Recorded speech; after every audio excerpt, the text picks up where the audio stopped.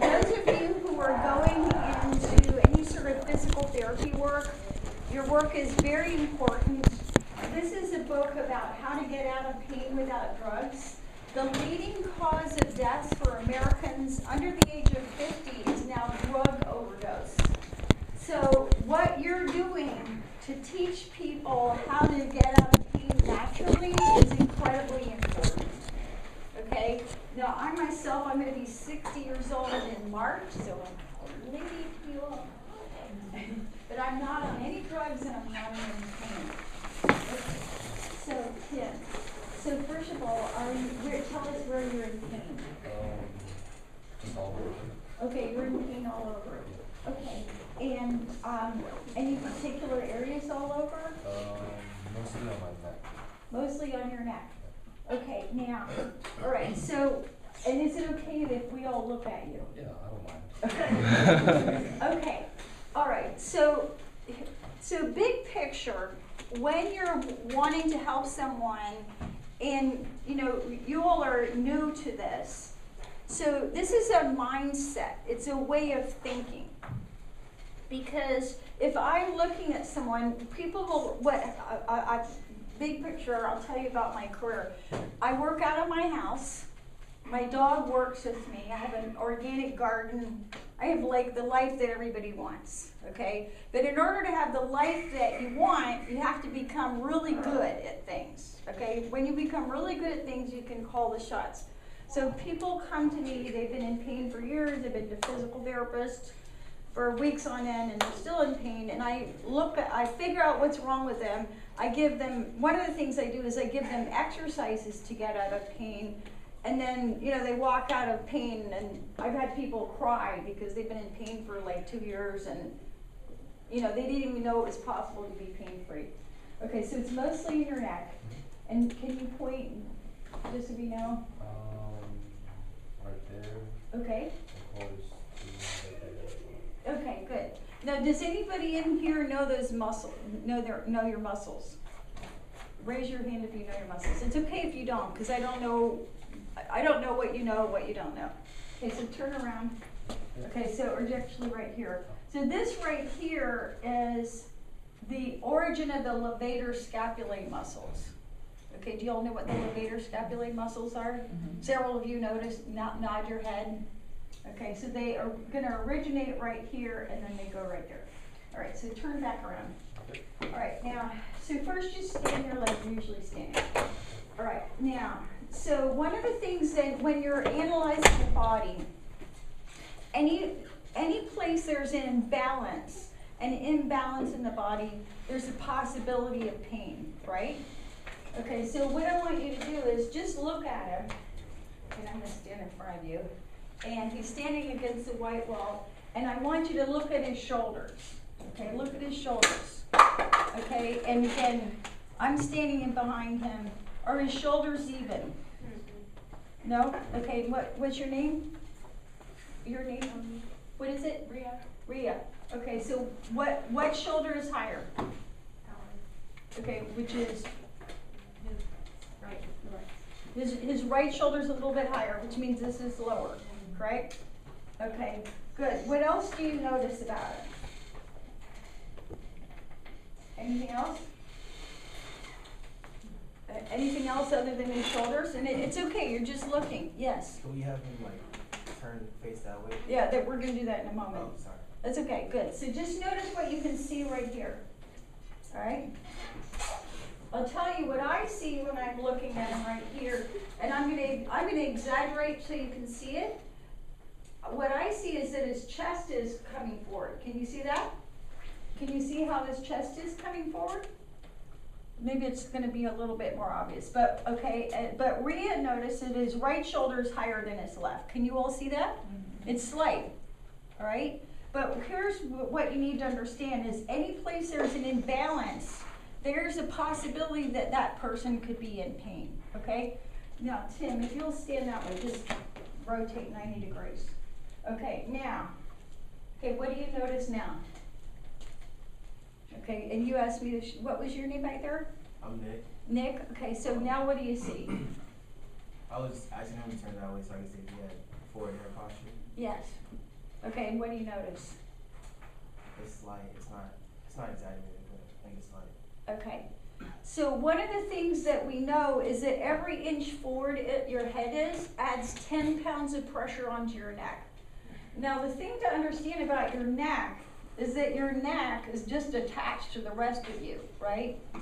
And so if I'm leaning like this, my head has no place to go but forward, okay? Now I want you to look at his chest and his shoulders. What are his shoulders doing? Anyone? Anyone? is Okay. it internally, Excuse me? are you looking for like internally rotating? His chest is tight, right? Can you see that? Can you see his chest is forward? Now, the definition of good posture is, okay, and I want you to, I'm gonna, the definition of good posture is the middle of your ankle, which you may or may not see, lines up with the middle of his hip. You don't look. Your job is to stand there looking good. Okay? Lines up with the middle of his shoulder, lines up with the middle of his ear. Now he's specifically, let's just pretend that he only has one problem, which is his neck problem. So this is the middle of his ear, and that's the middle of his shoulder. Can you see that? Can everyone see that? Okay, now tell me, does this gentleman have forward head posture? Yes. Okay, so he definitely has forward head posture. And can you see how much that is? It's actually pretty extreme. Can you see it? Okay, so the first thing, again, when you're wanting to help people, you've got to look at them. The first thing you do is look at them. So the middle of his shoulder does not line up with the middle of his ear, which means his head is shoved forward. Okay, so let's work on just some neck exercises. And so again, let's pretend, and I didn't bring all of my toys that I usually do. But what I am going to do is I'm going to pass around my book, and I'm going to show you an exercise that I would give him. And it's in this book. Where is it?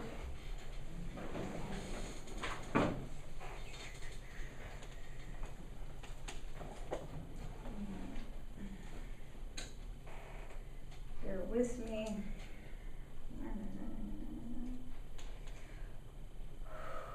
Okay, so exercise number 11. Okay, so what I'm going to do is I'm going to pass around the exercise the first exercise I would give him is on page 306 and 307. And so I've got a couple of my books here. And so go to page 306 and 307. So the first exercise that I would give him, and I didn't bring my toys for him to actually do this, sorry about that, is called a supported fish. And basically the reason he has neck pain is because his chest is tight and he's got a forward head posture, right? So the first thing that I've got to do is bring his chest back, right? Okay?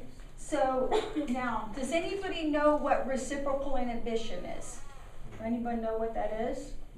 Okay, this is a really important concept. If you don't remember anything that I teach you today, if you remember this one thing, this will help you tremendously, both you personally and in all your work.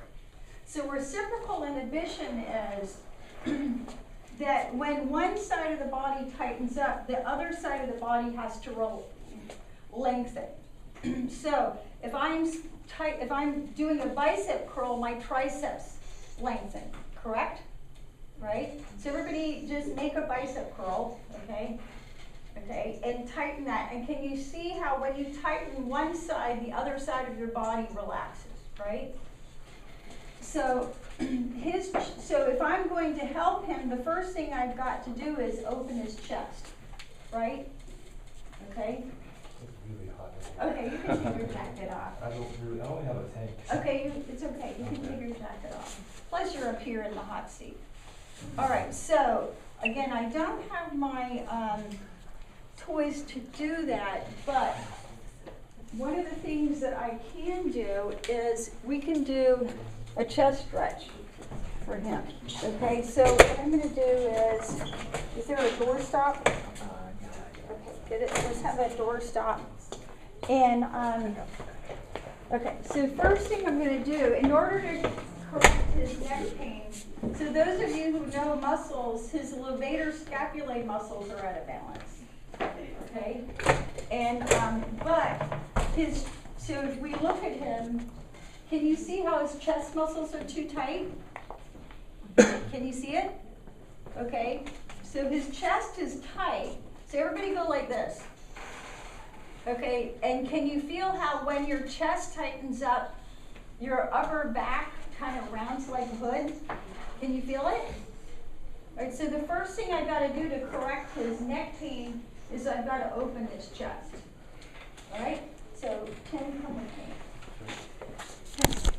So what we're going to do, I'm going to demonstrate the exercise, and just stay right there. We're going to do a very simple little chest stretch in the door. So what I want you to do is bring your arms about parallel to the ground, and then just lean into it, right there.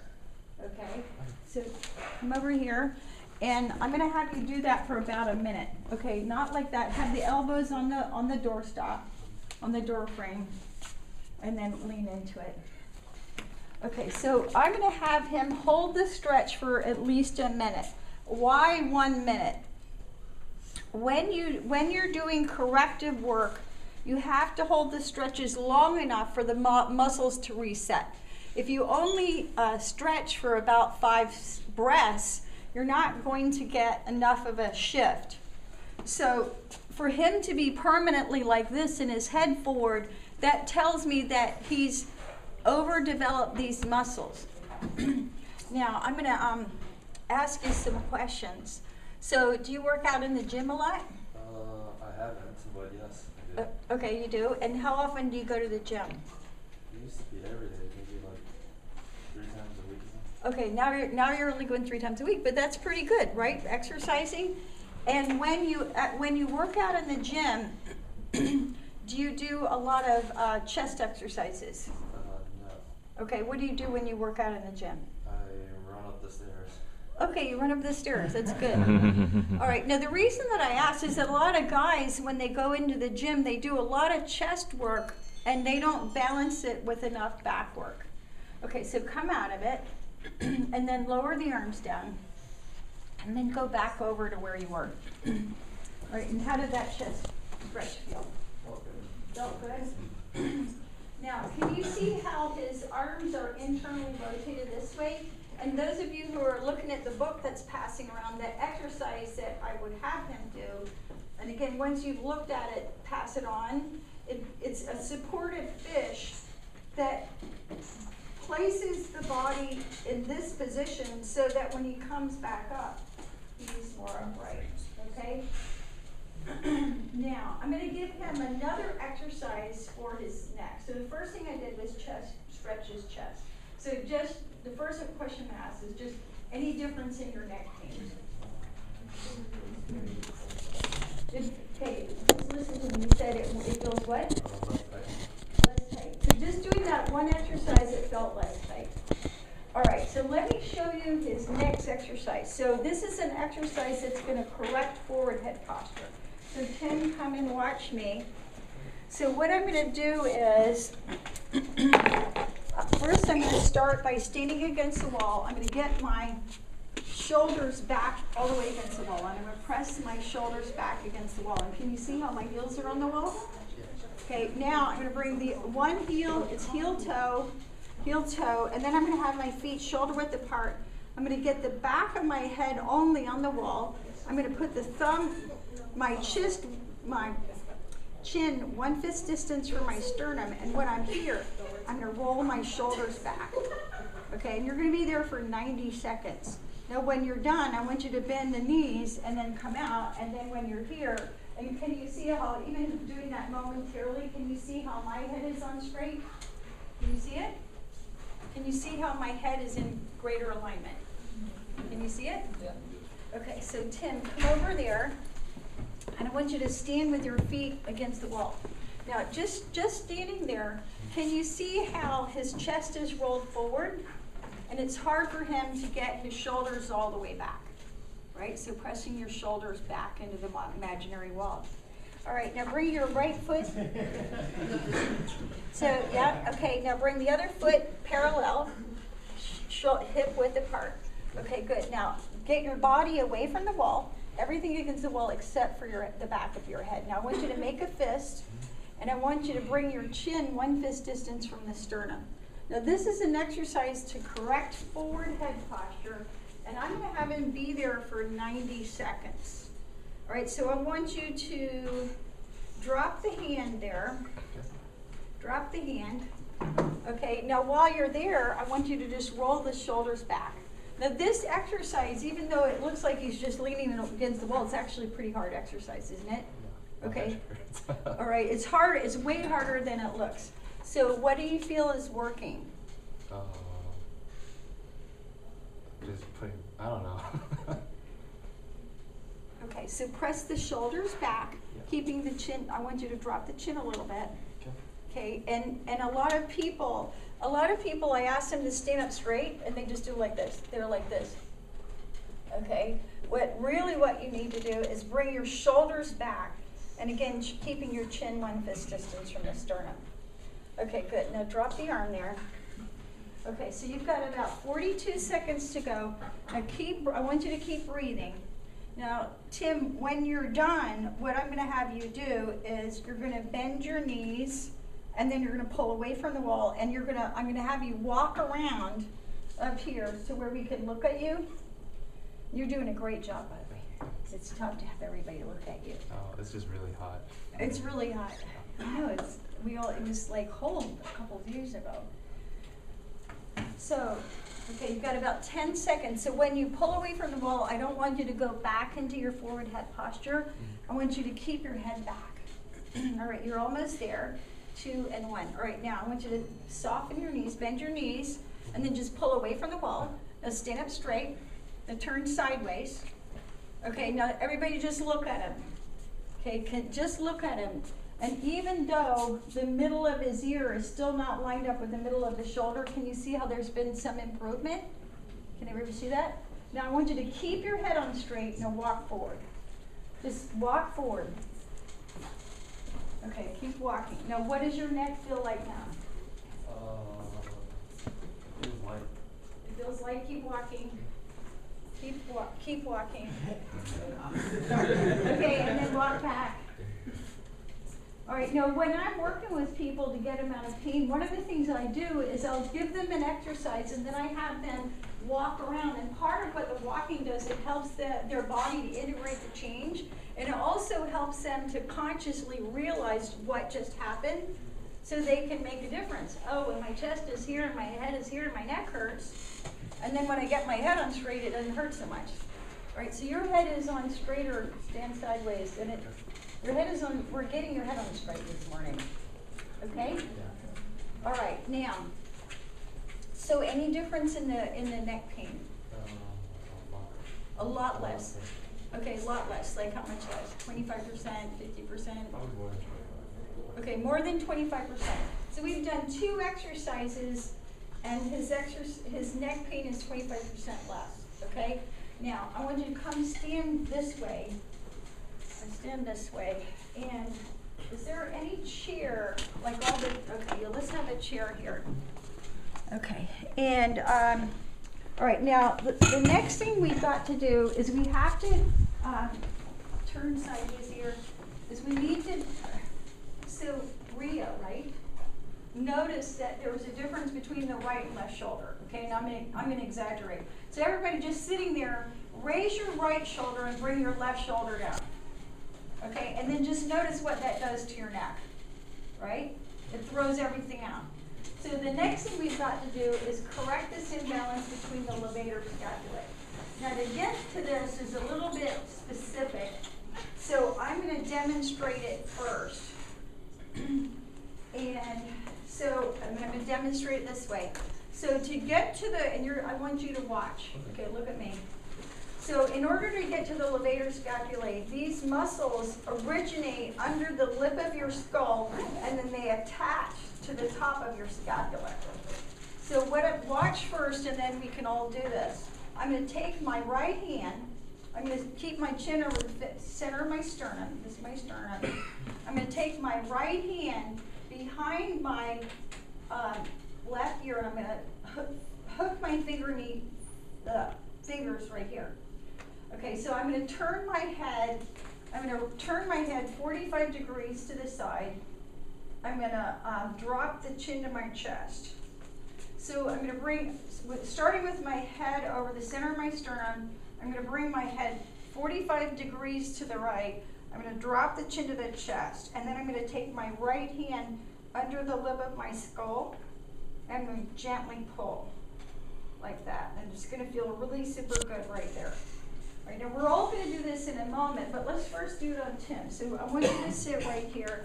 And the first thing is I'm going to actually do the exercise to him so that he has an understanding of the right amount of pressure. Now, even though you're sitting, you remember what feeling like after being on the wall? Okay, so I want you to keep your head back, all right, because you have forward head posture. So right off looking at him, what I can tell you is the reason that he has neck pain is that he's got a little bit of kyphosis, he has forward head posture, and then he's got an imbalance, right? So it's no wonder. And I could tell that just by looking at it. All right, so now what I want you to do, can you see how the chin is over the center of the sternum? Yes? Right there? Now I'm going to have him turn the head 45 degrees. Is that about 45 degrees? Yes? Okay, now drop the chin to your chest. Okay, now what he would do is he would take his right hand and the fingertips under the lip of his skull and pull. Doesn't that feel good? Doesn't that feel amazing? Okay, so stay right there, chin to the chest, take your right hand across, and then hug underneath, spread your fingers like I did, and hug underneath the lip of your skull. And then just gently pull for like 60 seconds. So in general, if I'm doing corrective work, I'm going to have the person hold the stretch at least 60 seconds, long enough so that those muscles can release. Now, you're all going to do this in a moment, but first, we're going to let Tim experience that. And you can feel that, how it's lengthening right there. Can you feel that? Feels good? Okay, and that's where he's in pain, right through there. Yes?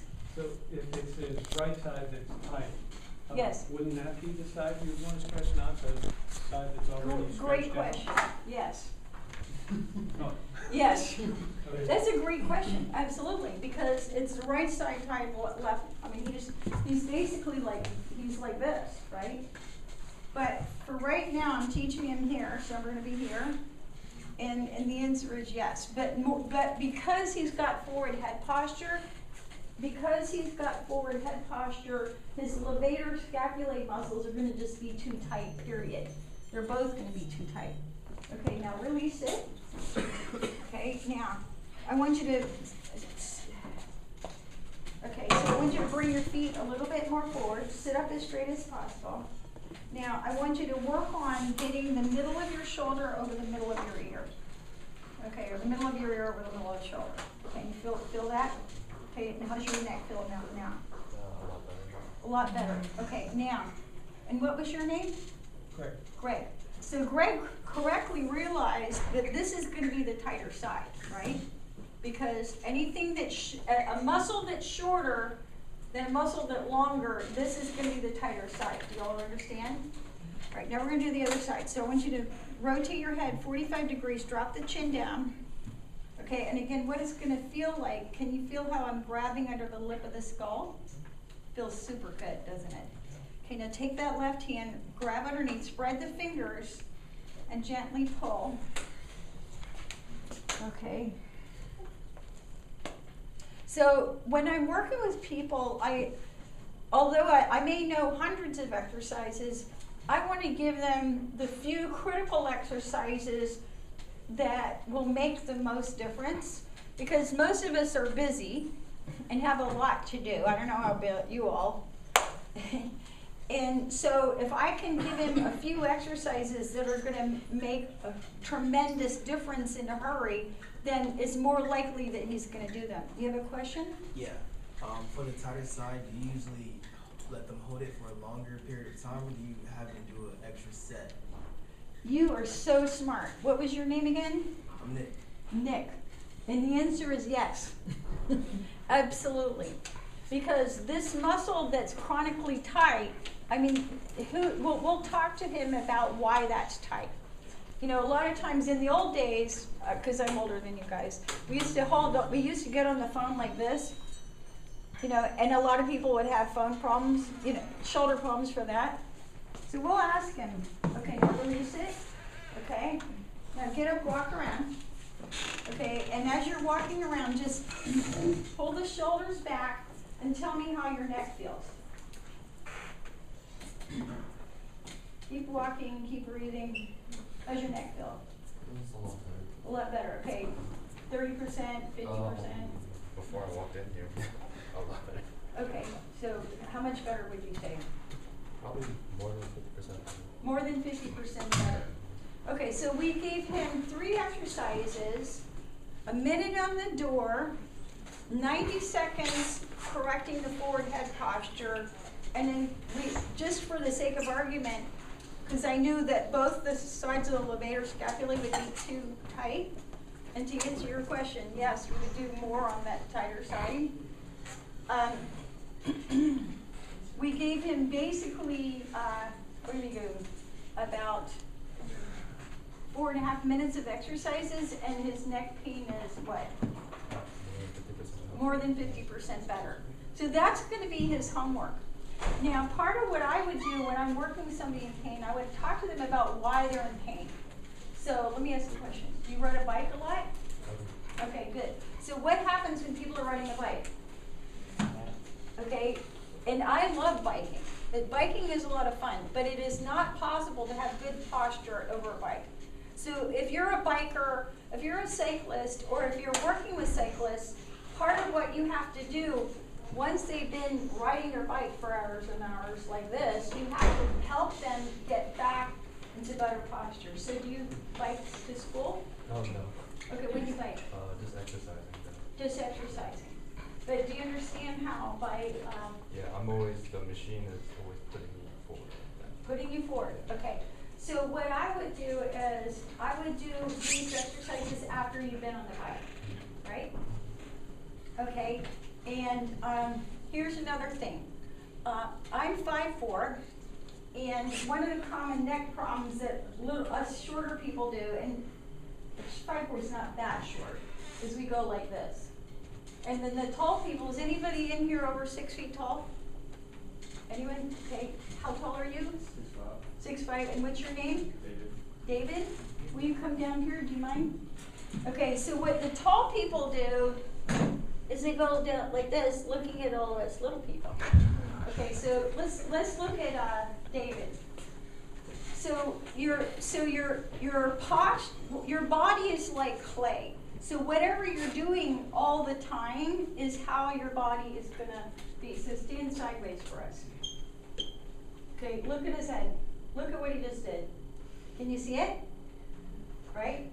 Where's he? Okay, can you see it? Okay, like, right? So tall people tend to have a lot of neck problems because they're bending down looking at all of his short people, right? So the other thing, okay, here's another one. And I'm a girly girl, I know I'm wearing my sneakers down. Is any of you ladies, do any of you wear high heels? Yes? Okay, what was your name? What was your name? Deanna? Okay, so when you're wearing high heels, that throws your posture out also.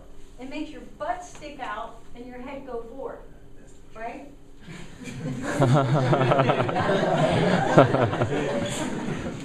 So we want to, okay, so we can learn something from all these. All right, so David and Tim, okay, I want you all to demonstrate would anybody else like to practice the forward head posture exercise? Anyone else? No?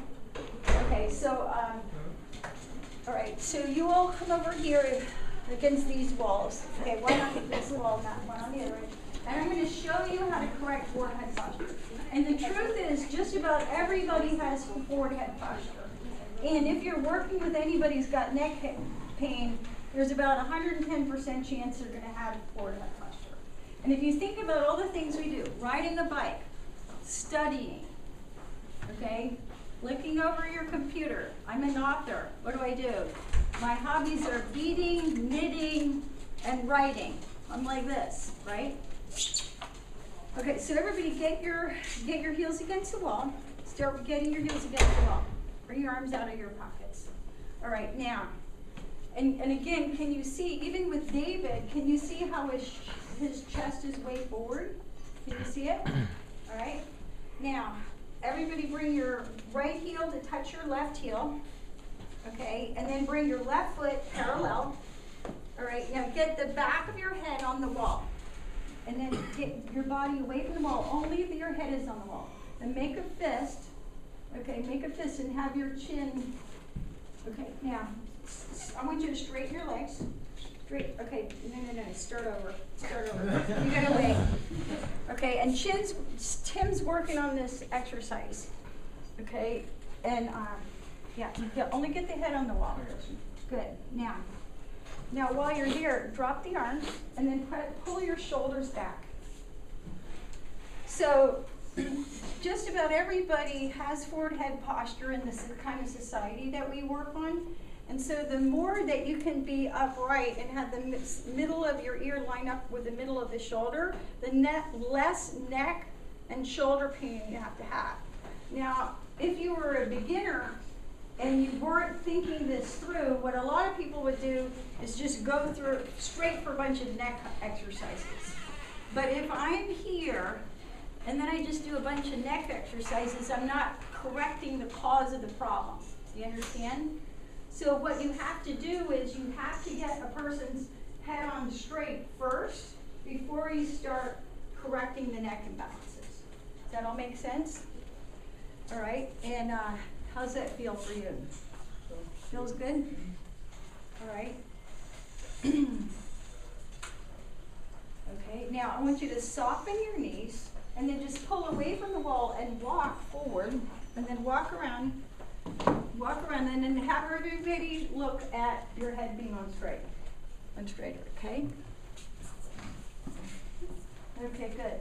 And now you've done it a second time, Tim, how's it feel now? I feel lightheaded now. Yeah, so he just gave himself a major chiropractic adjustment. Okay, y'all can sit down and let's give everybody a lift.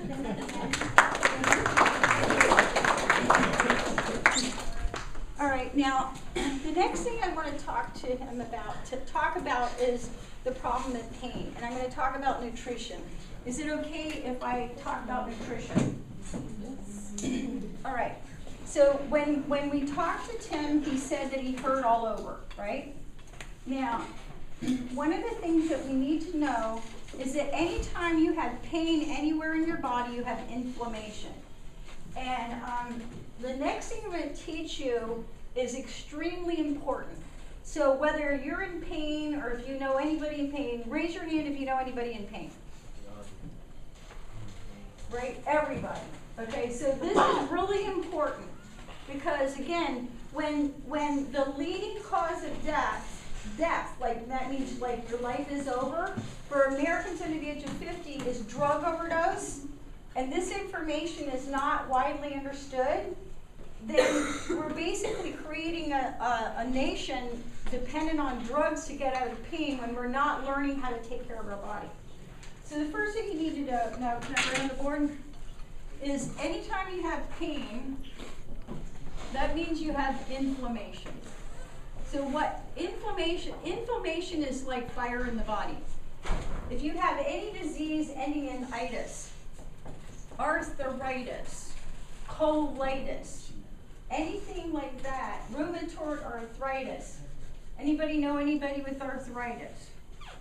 Lots of people, right? And they're not even necessarily on. Anybody know anyone with colitis, which is a GI problem? Okay, anytime you have pain, you have inflammation. Now, 70% of inflammation begins in your gut, all right?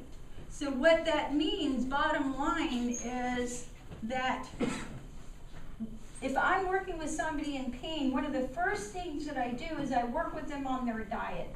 Because what you eat either heals you or makes you worse. So I came up with a little sentence that's very easy to remember. And this is the sentence. Nobody in their right mind eats cats. Wouldn't you agree? Nobody in their right mind eats cats, right? So what are cats? Cats are foods that cause inflammation. So what you eat either causes inflammation or heals you. So what are cats?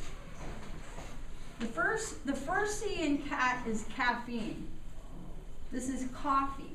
This is black tea. This is Coca-Cola. This is Diet Coke. So Tim, may we keep picking on you? All right. Sure. Do you drink coffee? No. Do you drink black tea?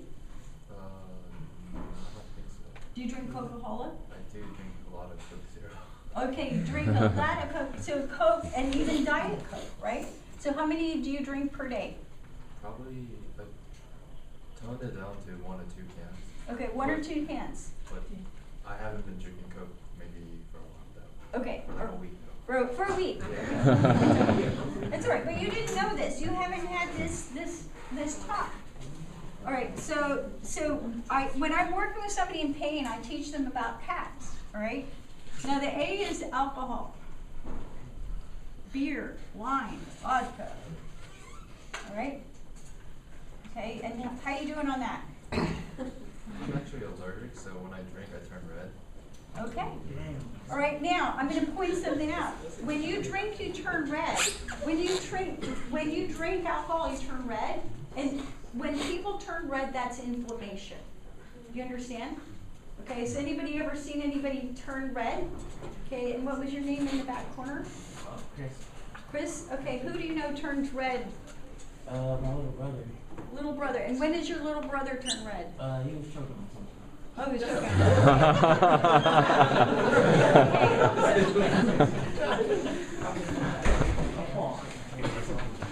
Tobacco, cigarettes, cigars, chewing tobacco, e-cigarettes.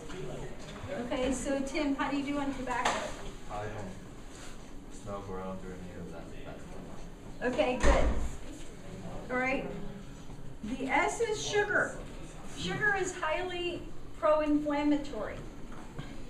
How do you do on sugar?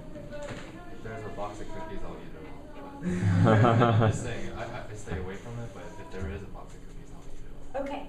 Now, here's the thing.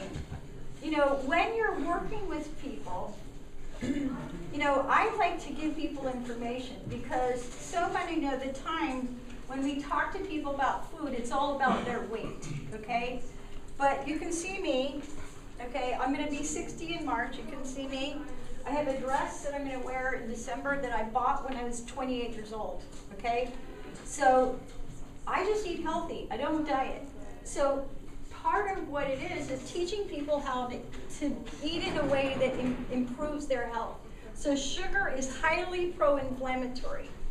And one of the things that you can do as a scientific experiment is just don't eat sugar for about 2 weeks and see how much better you feel. One of my yoga students, what happened to her, I'll tell you this story. Years ago, she ate too much Halloween candy. Has anybody ever done that? No, probably none of us. We've never eaten too much Halloween candy. Anyway, she got this horrible rash from head to toe. She came to me and I'm like, you're reacting to sugar. And so she had to stop eating sugar because if she ate even a little bit of sugar, she'd break out in this horrible rash from head to toe. And she'd been to a dermatologist, taking drugs, nothing changed, except when she stopped eating sugar, the rash stopped. She said she would never have believed it. When she stopped eating sugar, all of her aches and pains went away, okay? And I tell people, I mean, I'm a woman, I like cookies, who doesn't like cookies? All that stuff. But it's really about how much your body can tolerate. So cats are caffeine, alcohol, tobacco, sugar, and then what I call the friends of cats. Friends of cats are fried foods, fried chicken, French fries, fried okra. I love fried okra. Who doesn't like French fries? Potato chips. How do you do on fried foods? I don't know. Every Tuesday, my dad and I, we get burgers now. So Okay. fried food every Tuesday. Okay, well but you have French fries with your burgers. We have onion rings. Onion rings. Which Who is doesn't worse. like onion rings? Of course. Okay? Fried foods and then gluten. And a lot of people may not have a gluten sensitivity, but in this country, when wheat is processed, so gluten is in all wheat products. When gluten is processed in this country, it's sprayed with Roundup, which is glyphosate, which is a known carcinogen, okay? So big picture, when I have somebody in pain, one of the things that I do is I talk to them about their diet. And I tell them, I said, I work with what I refer to as actual humans, like not the ones in textbooks, but like normal people. And if you're in pain, if you simply reduce or eliminate your cats, you can be shocked about how much less pain you can have, all right? So I'll teach them this, and typically I can usually cut a person's pain in half just through their diet without doing a single exercise, all right? But if you've got pain, again, you've got inflammation. So everybody repeat after me. Nobody in their right mind eats cats. And what are cats? Caffeine, alcohol, tobacco, sugar, fried foods, and gluten. Now the other interesting thing about inflammation is that inflammation, it's a primary cause of, meaning it causes obesity and cancer. So if I get somebody to reduce their cats and the friends of cats, what am I doing to their weight? Decreasing it. Okay, and what am I doing to their chances of cancer? Reducing it. So if you know anybody who's struggling with their weight, teach them about this. And if you know anybody who has cancer, get them off cats, right? Okay, Taryn, how am I doing on time? 10 minutes. 10 minutes. Mm-hmm. Okay, so does anybody have any questions about anything? No? Okay, now the thing to understand about cats, does anybody in here have a cat? Yes, some of you have cats. Okay, now, are you in charge of the cat or is the cat in charge of you? What's that? It depends. Okay, but cats just pretty much do what they want to do, right? So the thing to understand also about these pro-inflammatory foods is that they're highly addictive, right? So the more that you reduce, it's very interesting because the more you reduce these foods, the less problems that you will have with food addictions. Does anybody know anybody who's got an eating disorder? Right? Okay, so anybody with eating disorders needs to reduce these cats because they're very highly addictive. Let's see, what else should I talk to them about? Let's see. Okay. You guys, what haven't you covered? Like, you guys are mostly seniors. Is there anything that, besides this class, you'd be open to learning more about from a holistic nutritional healing approach?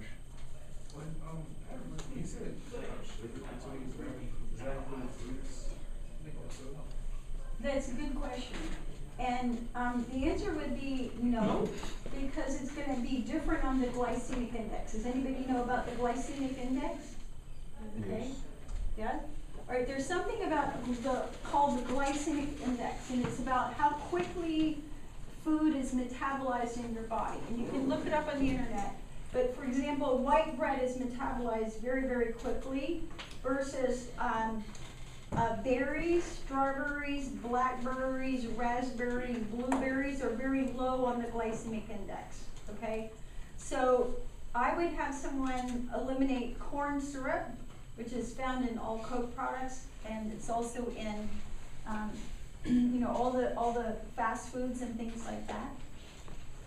All right, and then someone over here had a question. You had a question? Oh, no, I didn't have a question. I'm sorry, just go ahead. Okay, so why don't we all learn how to stretch our levator scapulae? So what I want you to do is I want you to sit, uncross your legs, and I want you to put your feet flat on the floor. Now, I want you to sit up as straight as possible, and I'm going to demonstrate correct sitting posture, because most people don't know what that looks like. So, I want you to defluff the pillow, so pull the flesh out from underneath your leg. And have it, can you see how there's a 90-degree angle in my leg? Now, from right where you are, press your shoulders back into an imaginary wall. All right? And see if you can work on getting the middle of your ear lined up, more lined up with the middle of your shoulder. And lift and spread your chest.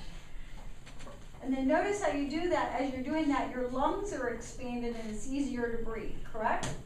Okay, now let everything go to hell again. And can you see how when you slump, your lungs collapse, right? And you're not getting a full breath. So go back, lift and stretch your chest. Okay, all right, now, so we're here.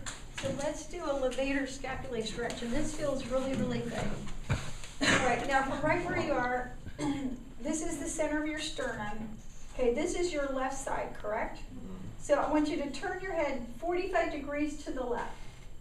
Okay, 45 degrees to the left, and then drop the chin to the chest, and then take your left hand, open your hand bones, open your fingers, and hook your fingers underneath the lip of your skull on the right side. Now relax that right arm. Relax the right arm, and then we're going to be there for stretching for about a minute. So bring the chin to the chest. Now I want you to breathe. Inhale and exhale. Now shut your eyes, relax your face, relax the muscles around your eyes.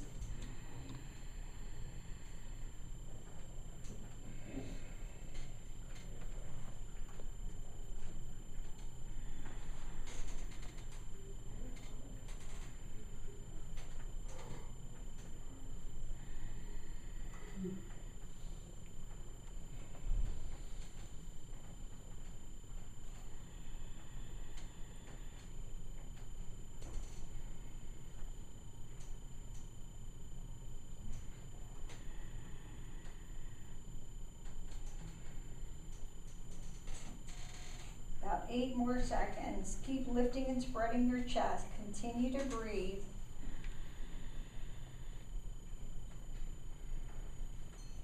Okay, now release that left hand. Allow the chin to drop to the center of the chest, and bring your hands on either side of your head and lift your head up. And then roll the shoulders. Okay? So most people, the levator scapulae muscles are pretty tight. Okay, now other side. So again, sit up straight. Start with the chin over the center of the sternum. Now bring your head to the right about 45 degrees. Drop the chin to the chest. And then take your right hand, open the fingers, and then hook your fingers underneath the lip of the skull, right behind the ear. And now breathe. Inhale and exhale. So there's several take-home points from this talk. Number one, if you know what you're doing, you can actually look at someone, determine where their muscle imbalances are, and based on their muscle imbalances, you can write an exercise program for them that will help that person get out of pain.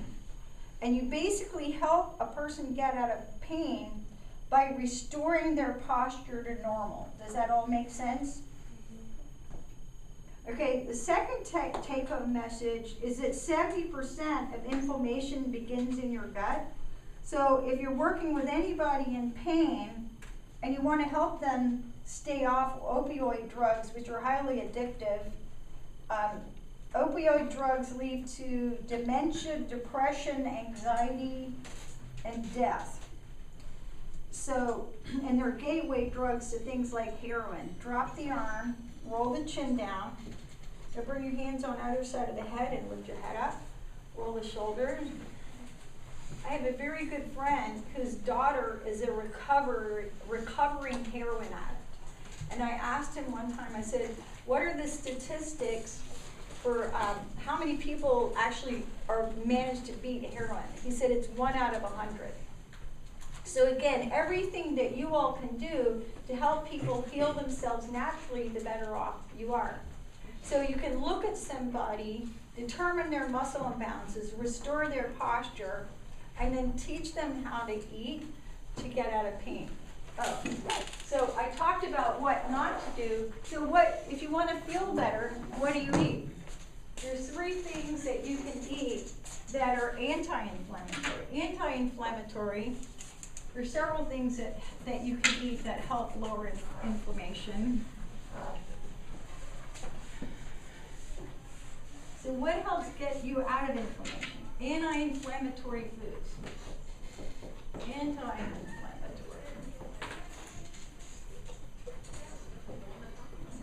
foods. Fruit. Veggies.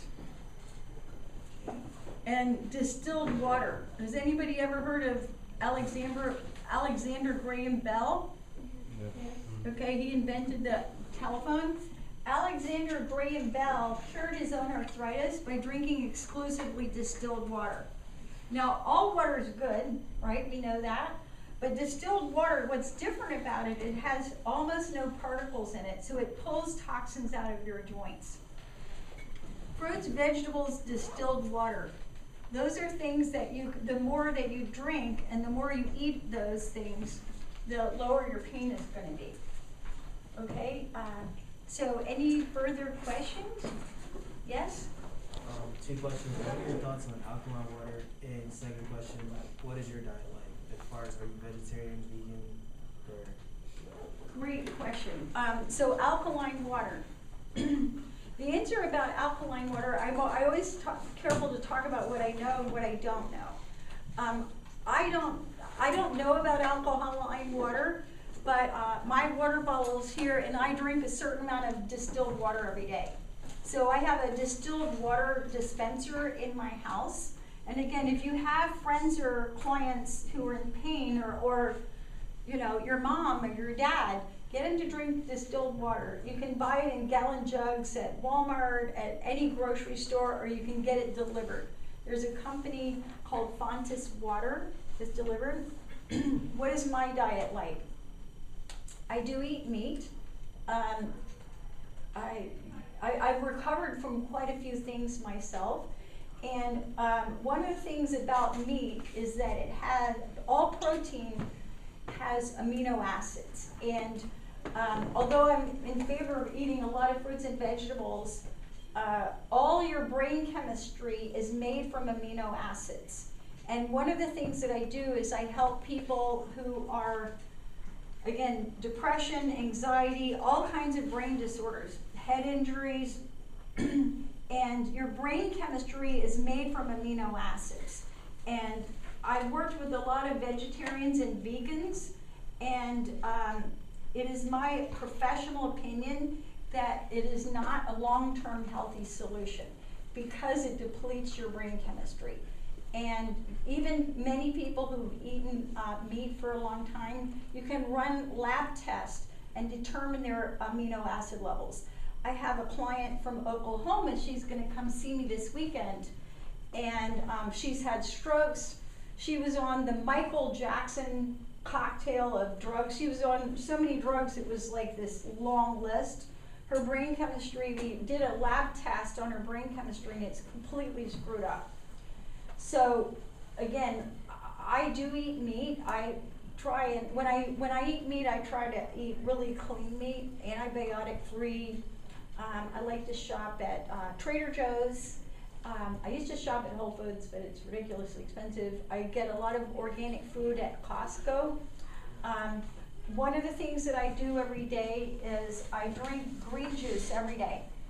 And some of the things I do on a regular basis, I drink distilled water, I drink green juice every day, and I have juicers and all that stuff, but there's a really, for everybody who's healthy and in a hurry, there's a really good brand called Suja, and they make organic juice, and you can buy large jugs of green juice, and I feel that's a really good way to get lots of fruits and vegetables in your diet. I do strive to get lots of servings of fruits and vegetables in my diet. I actually eat all the time. I probably eat at least 5 times a day. But one of my many certifications, I'm certified by Dr. Diana Schwartzbein, who's an endocrinologist. And many people with weight problems have a damaged metabolism. And when you have a damaged metabolism, that means that you're breaking down faster than you're building up. And the primary causes of damaged metabolism are adrenal burnout, and everybody in this society is stressed, and or insulin resistance. So I eat chocolate. I like dark chocolate, 70% or greater. But typical breakfast is usually fresh berries, organic yogurt, granola, and green juice.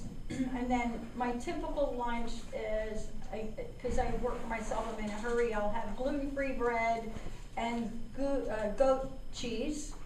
I eat dark chocolate and then milk in the middle of the afternoon usually.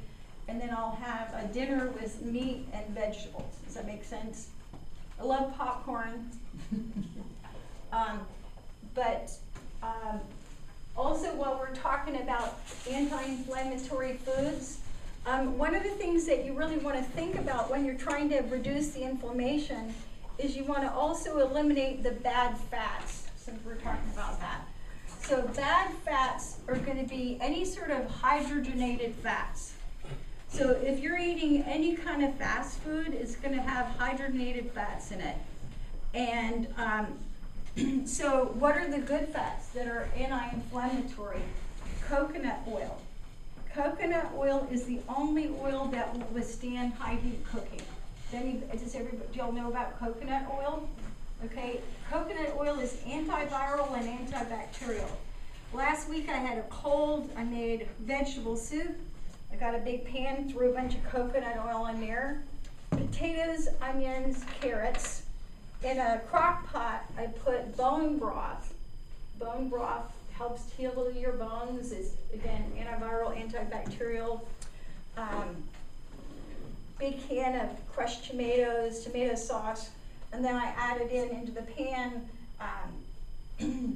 peas, zucchini, green beans, and then sometimes okra. Okra has a specific fiber that helps to clear the plaque out of your arteries, and then sometimes add yellow squash, so depending on that. So during the winter, I usually make vegetable soup on a regular basis, but I try and juice every day. And I do have, I have both a juicer and a blender, and health nuts argue about which is healthier. Juices are smoothies, and the truth is that the smoothies are actually the healthier. So I have a Blendtec blender. As you can see, I'm pretty healthy. I don't have any health problems. But when I do, or when I've had them, I'll get a blender and blend up all kinds of things. I have an organic garden. I tore out all the grass in my garden, and I have organic lettuce growing and violas growing in the front yard. So I can go pull the lettuce out anytime I want. Does that answer your question? Yeah. And so diet is right. And the thing is that when you eat well, you don't have to count calories. I don't count calories. I have better things to think about than how many calories I eat. It's literally the quality of your food that makes all the difference. So if you can reduce the cats and get rid of hydrogenated fats, and you want to use coconut oil for high heat cooking, and you want to use olive oil at room temperature, okay? And I was very blessed because I was recently in France with one of my best friends. And every night we would eat dinner in it. We stayed at a little Airbnb, and we have a wonderful salad, and we would drizzle it with olive oil and vinegar. And that's a really good way to make a real healthy dressing. Any other questions? Catherine, can you provide your contact information as we Right, close? yes. Okay, so you all are welcome to sign up for my newsletter. I have a newsletter, and if you sign up for my newsletter, you can learn lots and lots about how to be healthy naturally. I am the host of the Natural Healing Show for UK Health Radio, but I have two websites, CatherineCarrigan.com, okay, CatherineCarrigan.com, and UnlimitedEnergyNow.com. Now, if you go to this website right here, I have, this website is like an encyclopedia about how to be healthy naturally. I have a bunch of free recipes. All my recipes are gluten-free, and they're really, really healthy. All kinds of raw food desserts. So I help people get healthy, and when you're helping people, you know, I don't just say don't eat sugar. I'll say this is what you eat instead, or this is how you get off Diet Coke. So free recipes, there's lots of free videos. I've got tons of free videos on all kinds of exercises. You know, gym exercises, qigong, yoga, all that good stuff, and lots of free downloads. So if you go to Unlimited Energy now and do even 10% of what I tell you, you can be incredibly healthy. And okay, any other questions? Let's give her a hand, everyone. Thank you, Catherine.